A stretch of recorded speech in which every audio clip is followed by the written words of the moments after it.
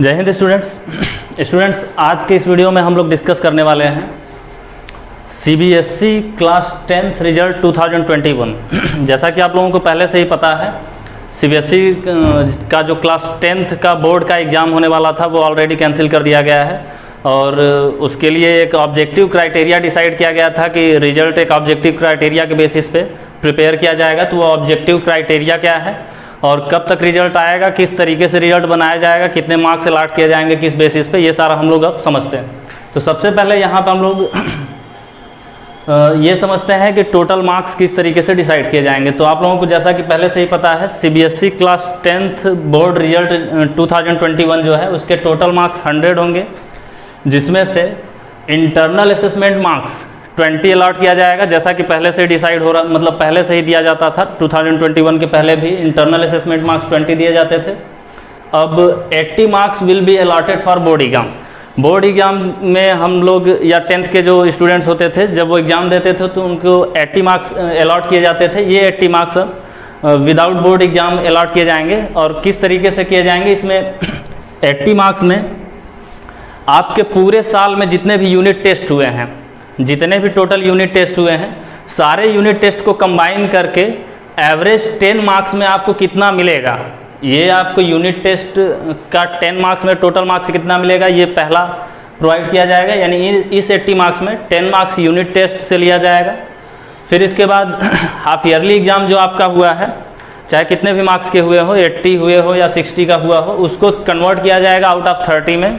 Out of 30 में convert करने के बाद वो मार्क्स इसमें ऐड किया जाएगा। यानी कि 80 मार्क्स में ये 30 मार्क्स आपको हाफ ईयरली एग्जाम की तरफ से ऐड किया जाएगा। इसके बाद प्री बोर्ड, आपका जो भी प्री बोर्ड एग्जाम हुआ है, जितने भी मार्क्स का हुआ है, 80 मार्क्स या 50 मार्क्स जो भी मार्क्स का हुआ है, उसको कन्वर्ट किया जाएगा 40 मार्क्स में और उसको फिर ऐड किया जाएगा।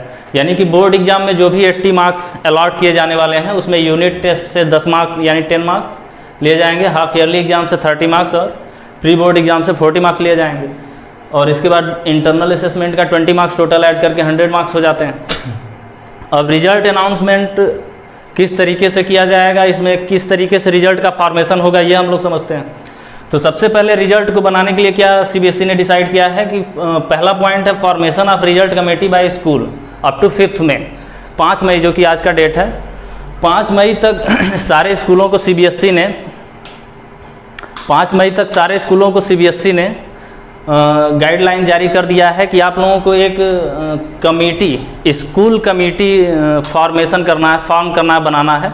ये स्कूल कमेटी में टोटल 8 टीचर्स होंगे। यानी कि किसी भी स्कूल का जो 10th का रिजल्ट डिसाइड होगा उसमें टोटल 8 टीचर्स होंगे। 8 टीचर में एक प्रिंसिपल होगा, 5 सब्जेक्ट टीचर, 5 जो आपके सब्जेक्ट है मैथ, साइंस, एसएसटी और 2 लैंग्वेज हिंदी और इंग्लिश के हैं। तो ये 5 सब्जेक्ट टीचर आपके स्कूल के होंगे, प्लस 2 टीचर एक्सटर्नल टीचर, बाहर से टीचर आएंगे उसकी थोड़ा सा चेकिंग वगैरह के लिए कि स्कूल के टीचर्स अपने से एक्स्ट्रा मार्क्स या कुछ बढ़ा घटा करके न दें। तो पहला पॉइंट ये है जो सीबीएसई ने डिसाइड किया है कि हर एक स्कूल में एक कमेटी बनेगी। कमेटी में एक प्रिंसिपल होंगे, 5 टीचर्स स्कूल के टीचर सब्जेक्ट टीचर होंगे और 2 बाहर से टीचर आएंगे स्कूल के अंदर, वो रिजल्ट बनाने में हेल्प करेंगे। इसके लिए टीचर्स को एक ऑनरेरियम मीन्स मानदेय भी तय किया गया है, वेतन जिसको हम लोग बोलते हैं। जो बाहर से टीचर आएंगे उनको 2500 रुपये वेतन दिया जाएगा और जो स्कूल के टीचर हैं उनको 1500 रुपये, 1500 रुपये वेतन दिया जाएगा। इसके बाद सेकंड पॉइंट, 5 मई तक कमेटी बनेगी। फिर marks distribution and finalisation of rational document, 10 मई तक स्कूल के टीचर और बाहर के टीचर मिल करके सारा के सारा स्टूडेंट्स का मार्क्स डिस्ट्रीब्यूशन करेंगे। यानी कि स्टूडेंट्स को सारा मार्क्स कितना देना है वो डिस्ट्रीब्यूट कर देंगे। और इसके अलावा किस बेसिस पर मार्क्स दे रहे हैं, यानी कि जो एग्ज़ाम लिया गया है उसकी कॉपी वगैरह सारा सही तरीके से फाइनलाइज करना है।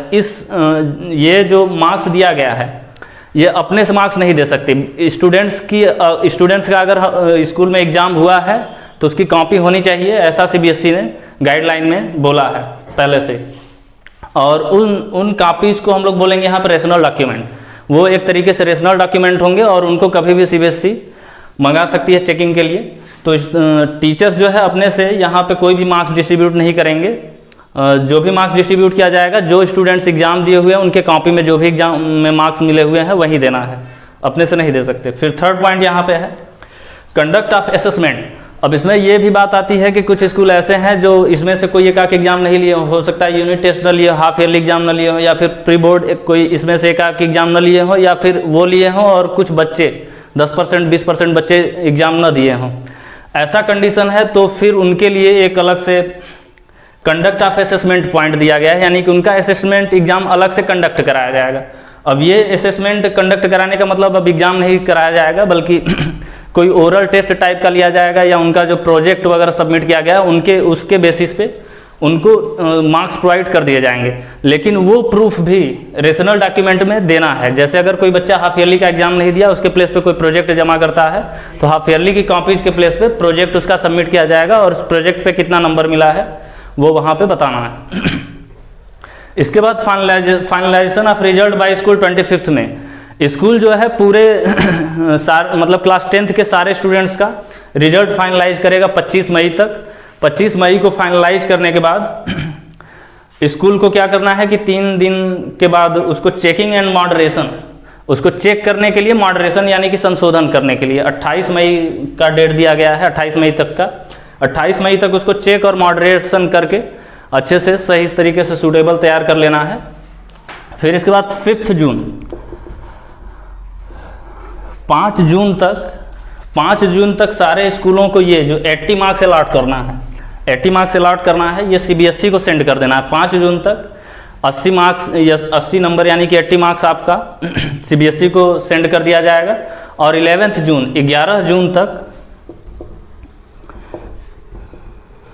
11 जून तक ये जो आपका इंटरनल असेसमेंट मार्क्स हैं ये सीबीएसई के वेबसाइट पे सेंड करना है। और इसके बाद आपका जो रिजल्ट अनाउंसमेंट डेट है वो है 20 जून, रिजल्ट डेट है 20 जून। तो इस तरीके से आपका रिजल्ट फॉर्मेशन होगा और मार्क्स दिए जाएंगे और रिजल्ट जो है वो 20 जून को डिक्लेयर कर दिया जाएगा। यहाँ पे सीबीएसई ने स्ट्रिक्टली स्कूल के टीचर्स या फिर प्रिंसिपल के लिए भी गाइडलाइन में बोला हुआ है कि अगर किसी भी स्टूडेंट को किसी भी तरीके से गलत मार्क्स प्रोवाइड किए जाते हैं या इस तरीके का कोई भी कंप्लेन मिलता है तो पूरे स्कूल और प्रिंसिपल और सारे टीचर्स के खिलाफ स्ट्रिक्ट एक्शन लिया जाएगा, जेल भी जाना पड़ सकता है। तो इस वजह से हमको यहाँ पे लगता है कि सारे स्कूलों में सही तरीके से मार्किंग की जाएगी। इसके बाद यहाँ पे ये भी सीबीएसई ने बोला हुआ है कि कुछ बच्चे अगर पासिंग मार्क तक नहीं पहुँच पाते हैं, 33% तक नहीं पहुँच पाते हैं, तो उनके लिए अलग से ग्रेस मार्क्स दिए जाएंगे ताकि वो पास हो जाएं। ग्रेसिंग मार्क्स के बाद भी अगर वो पास नहीं हो पाते हैं तो उनके लिए कंपार्टमेंट एग्जाम अलग से सीबीएसई करवाएगा, जो कि 20 जून यानी कि रिजल्ट अनाउंस होने के बाद अगर कोरोना की जो भी सिचुएशंस हैं या ये जो कोविड-19 के कंडीशंस हैं वो नॉर्मल हो जाते हैं तो उसके बाद वो कभी भी कराया जा सकता है। लेकिन जो कंपार्टमेंट का एग्जाम होगा वो ऑब्जेक्टिव होगा, वो मतलब उसमें ऑब्जेक्टिव के क्वेश्चन आएंगे, वो ऑनलाइन और ऑफलाइन दोनों में से किसी भी तरीके से कराया जा सकता है। और इसके अलावा जो स्टूडेंट्स अपने रिजल्ट से एग्री नहीं होंगे उनके लिए भी सीबीएसई ऑनलाइन या ऑफलाइन इस तरीके का कोई एक एग्जाम करवाएगा, ऐसा सीबीएसई ने गाइडलाइन में जारी किया हुआ है। Okay students, thank you, have a nice day. जय हिंद, जय भारत।